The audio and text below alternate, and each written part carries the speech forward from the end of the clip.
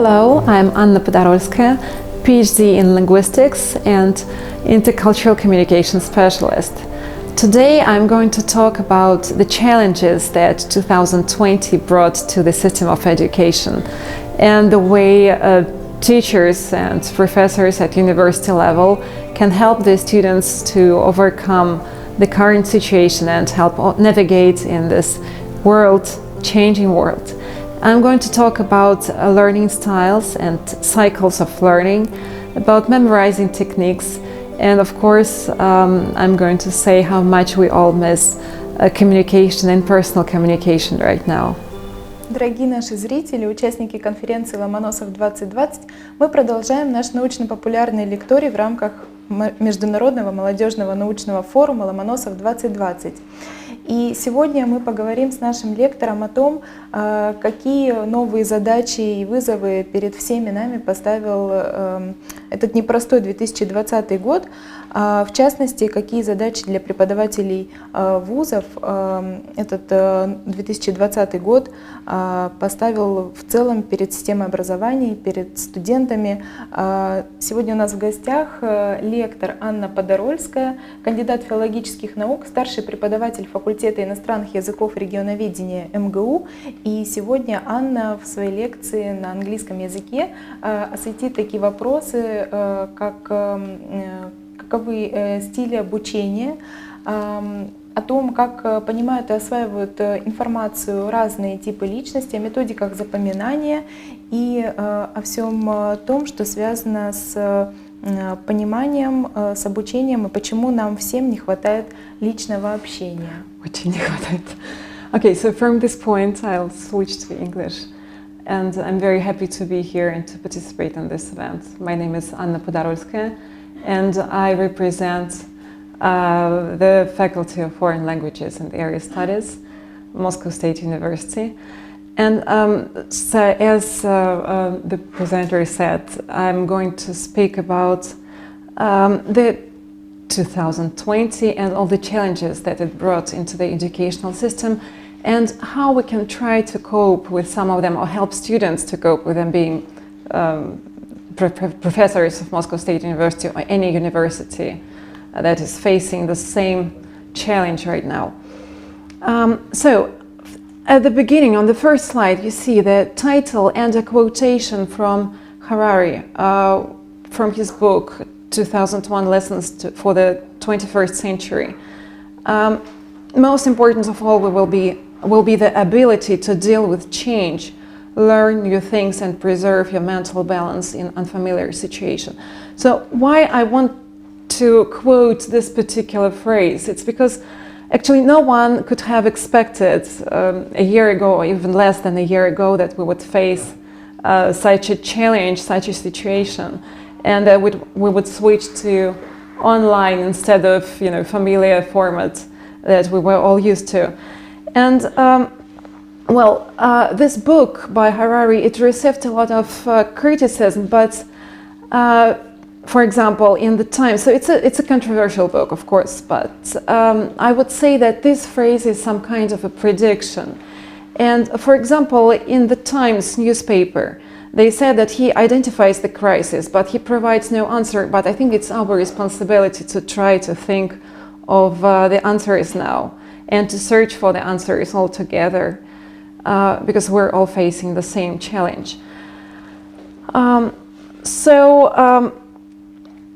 I thought of concentrating on helping students cope with this situation. And concerning that, first of all, we as teachers, professors, we need to readjust and adapt to the situation to help them navigate this changing world. And I think that the most important thing here would be teaching them some sort of self-awareness. Because self-awareness would help them know themselves better. If you know yourself better, you know why you study, you know what you want to study, and it helps you learn more efficiently. If you know your patterns, if you know you can form your plan and organize your day so that you have time for studies, for self-improvement, for physical activities, and for fun. So I have another quotation by Michio Kaku, the famous physicist who promotes science and all fields of science and knowledge. And this quotation deals with, so you can see it on the screen. Again, I think it's about self-awareness, it's about self-development. And so he states some important things here, that if you work on yourself and on your abilities, if you're able to organize what you want to do, then you will be much more efficient in the future. This is a very interesting and up-to-date topic. And how did you come up with it?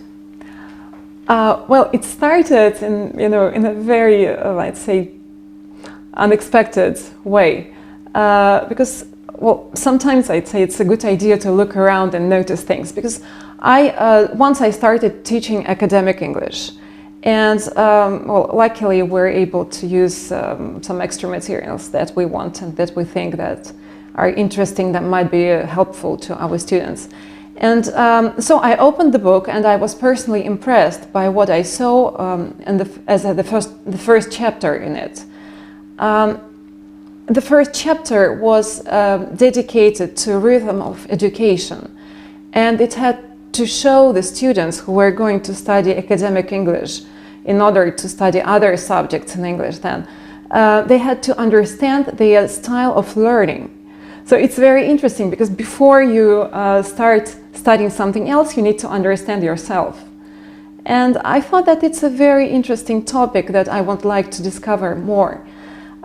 So in that chapter, they spoke about the theory and the experiential model of David Kolb, which I'll show on the screen right now. And it brings us to the next slide, the experiential learning cycle by David Kolb. So he developed this model in 1970s. And as you can see, it consists of flowing, of four elements that flow one into another. And learning, according to Kolb, consists of a combination of those elements. So that's why it's a cycle. And based on that cycle, well, of course, there are more models now, but I'll try to start and speak more about Kolb's learning style theory and learning cycle theory. So basing on that experiential learning cycle, he spoke about learning styles.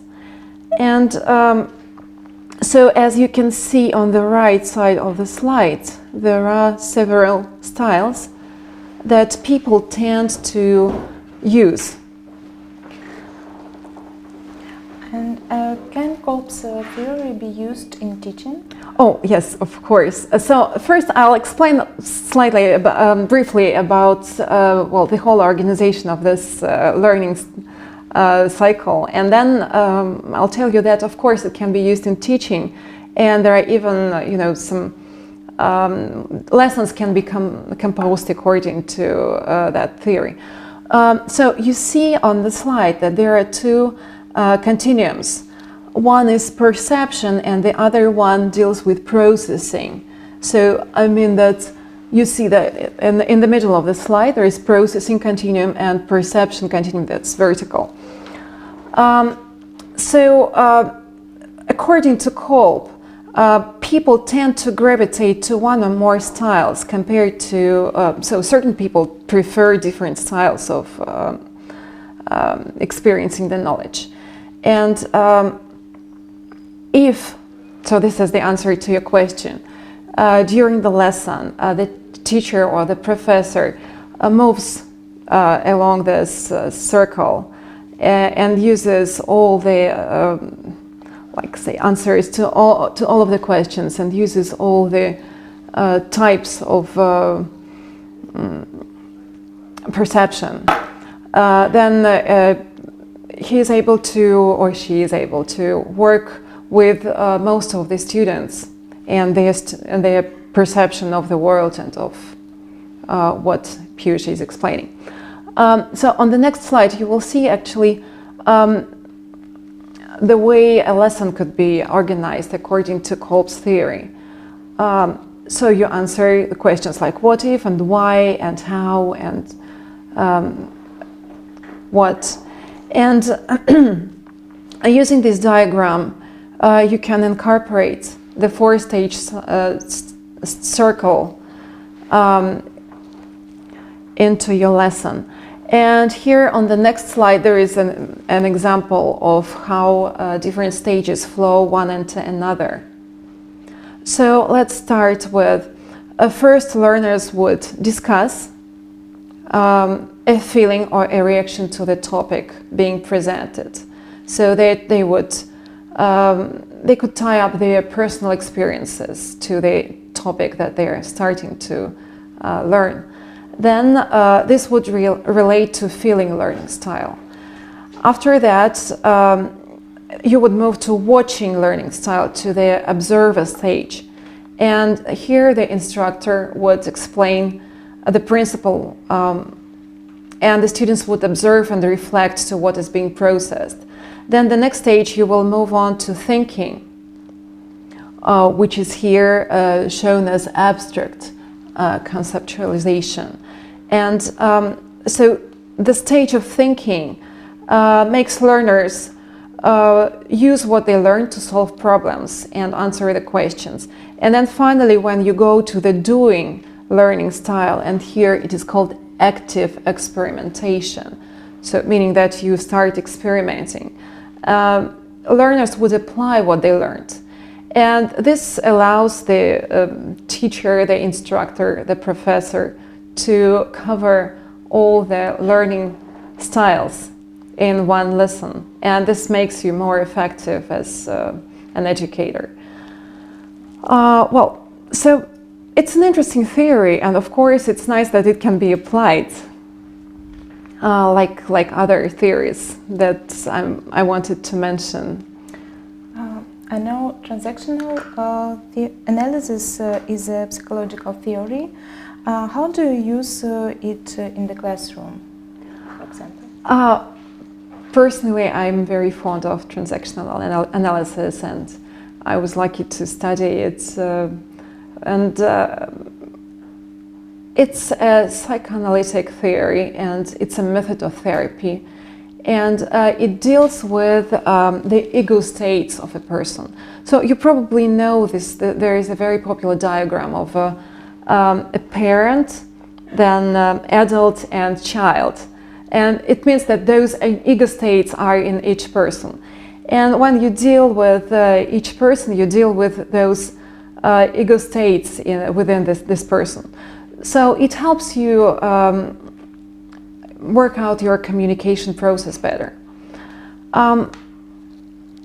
If we want, okay, let me move to the next slide. This is to the adaptation. So if we want to speak about transactional analysis connected to teaching and to communication, a very interesting thing would be to remember and to learn about personality adaptations. So here you see the list of adaptations on the slides, and they have very nice names. So this personality adaptations theory was invented by Paul Ware, and then Jones added nicer titles to those adaptations, because you see there are 6 adaptative styles, and most of the people tend to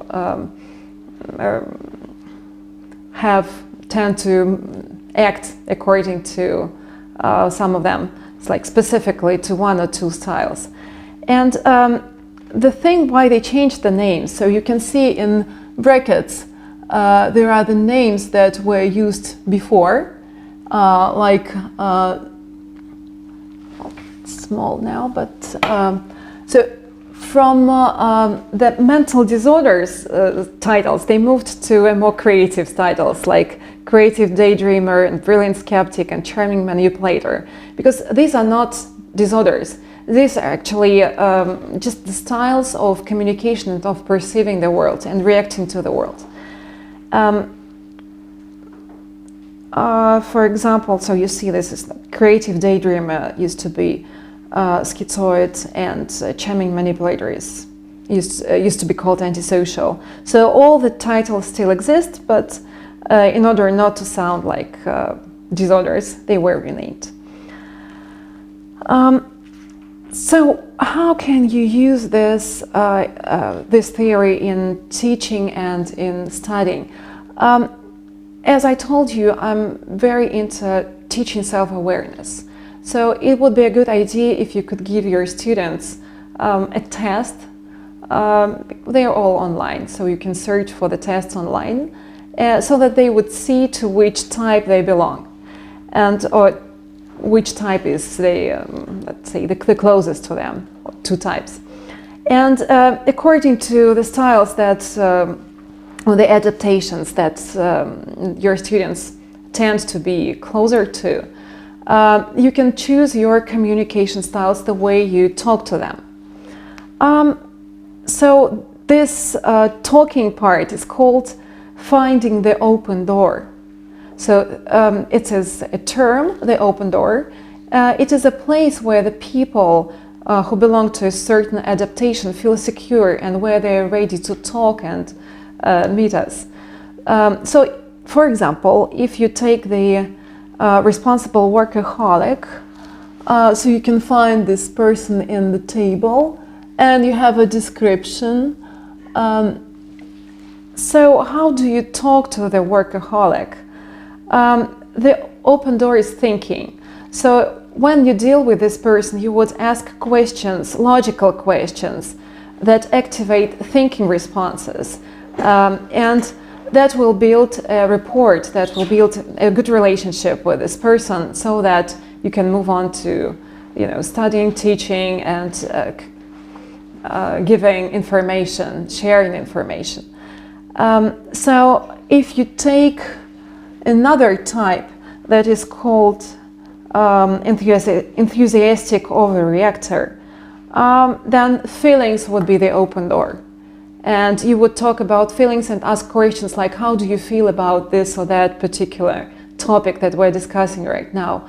And this would improve the communication, the connection, and that will help create a better environment in class. So I'm trying to talk about that briefly because it's just giving information for you to think of, to contemplate, and maybe use in your class. So let's move on to the memorizing techniques. Oh, yes. So memorizing techniques is another nice point that I wanted to mention that you may share with your students. And actually, I'm not the first person to talk about that, of course, because there is even an online course that teaches to learn. So it's learning how to learn, and it's an online course by California University in San Diego.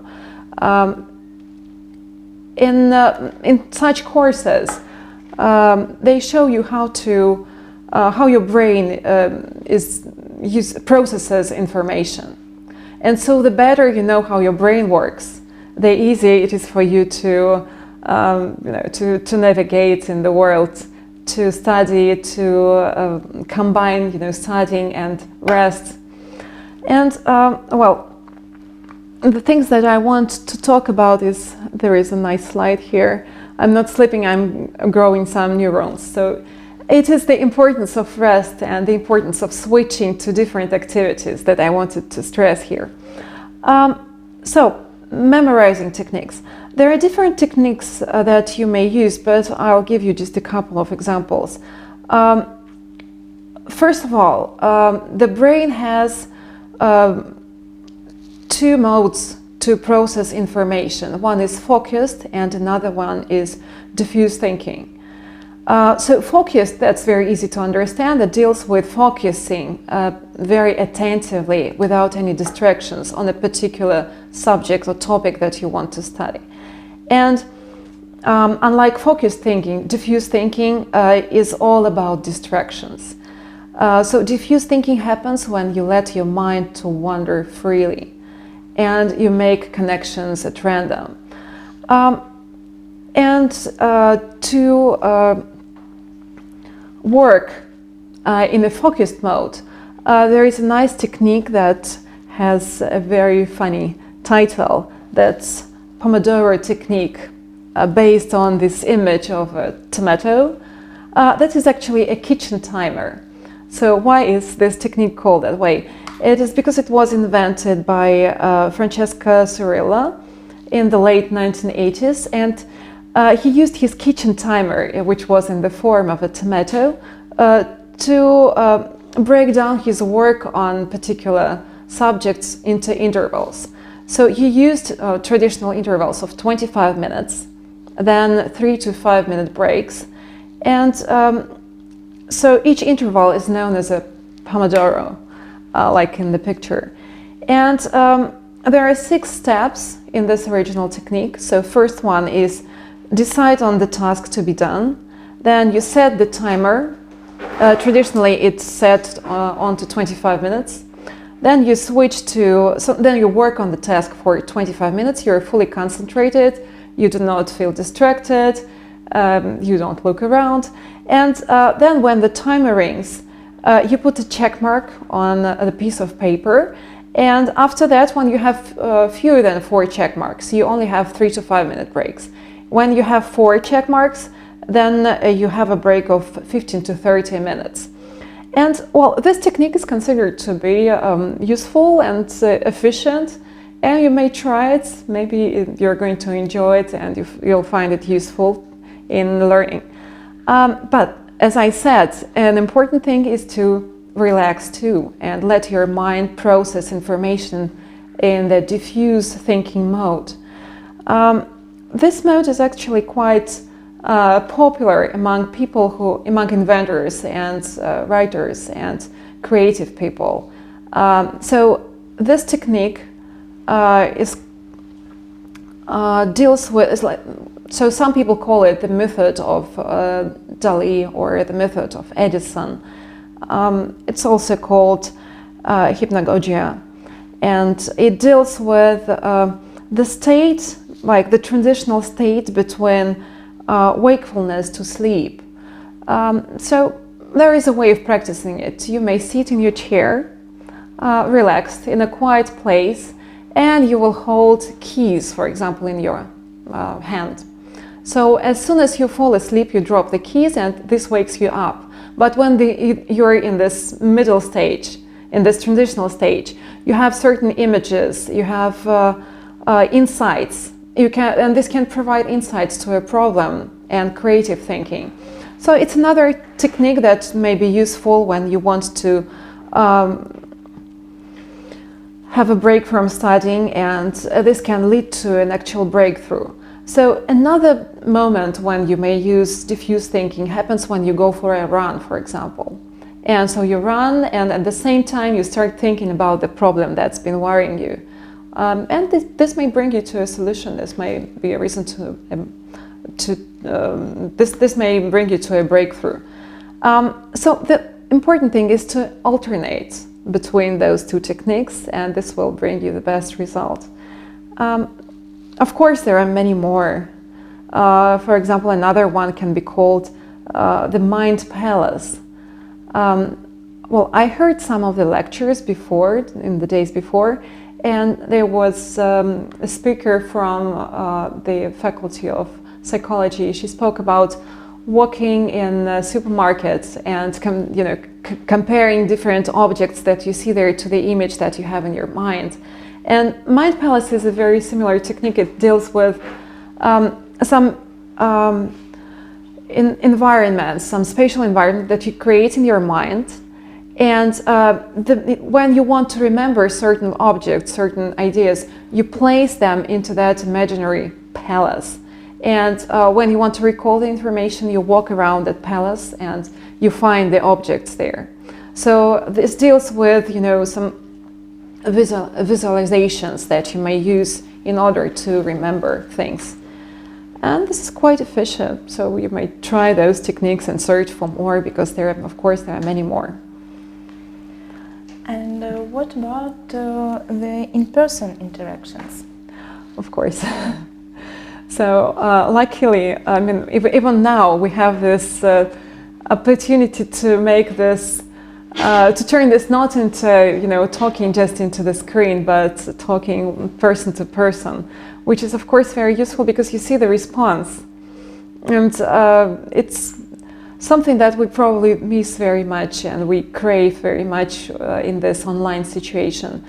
I'd say that it mostly deals with the communication model that we have in mind. So, first of all, I like quotations. So there is a nice one from Michio Kaku about a caveman in us, and the caveman says, "I want direct contact." So, of course, now since we're dealing with online education, we all crave for and we miss direct contacts because it's deeply in our consciousness.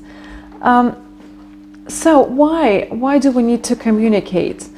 So first of all, let me show you, this is a very simple model of communication. You have the sender, the message, and the receiver. So normally when we teach online, this is a linear model because we send the information to our students and we don't get much of a response. In the interactional model, to which we're used to, because we see, I mean, when we're in the classroom, we see the reactions, we ask questions and we get responses. We deal with the, you know, a lot of interaction, and this is bidirectional, which means that this is cooperative. And because the sender and the receiver, they both encode and decode information. So why is it important for us to communicate in person? You see there is the two tables here on the next slide.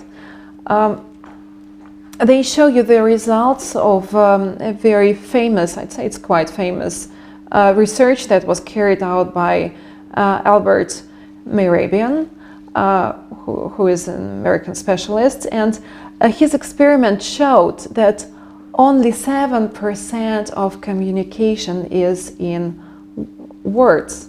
Only 7% is verbal. So when I say something, it is just 7% of the whole process of communication. And the rest is, so like 38% is vocal, which means it's the tone of your voice. It's the way you change your voice. So you can, I don't know, you can be strict or you can pronounce something in a like playful manner.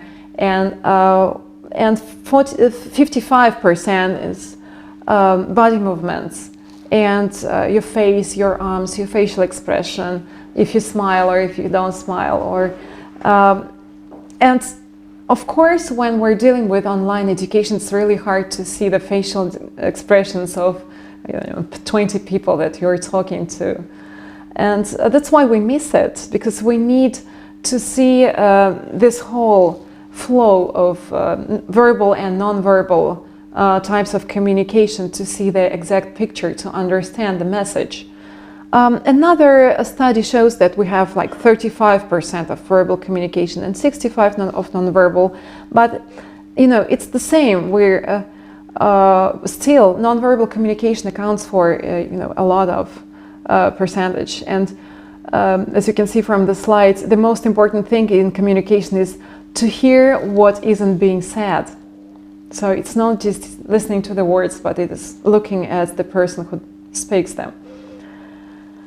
And of course, distance education is a wonderful thing because we can continue teaching and we can continue studying. And we all have to work in this process somehow because the situation is challenging and nobody expected to be in such a situation. And of course, there is the curriculum, which, curriculum is the specifically planned sequence of instructions, and it's a specifically planned amount of information that students are supposed to have and to acquire from the teaching process. But when we study in class, there is a lot of things that we find that are beyond curriculum, that are like extra curriculum, because it's not only sharing the common knowledge, but it is also the experience sharing, which is a very important part of communication and of what a professor can provide. Because judging on my own experience when I went to lectures, you know, well, we're all grown-ups. We were grown-ups when we were students.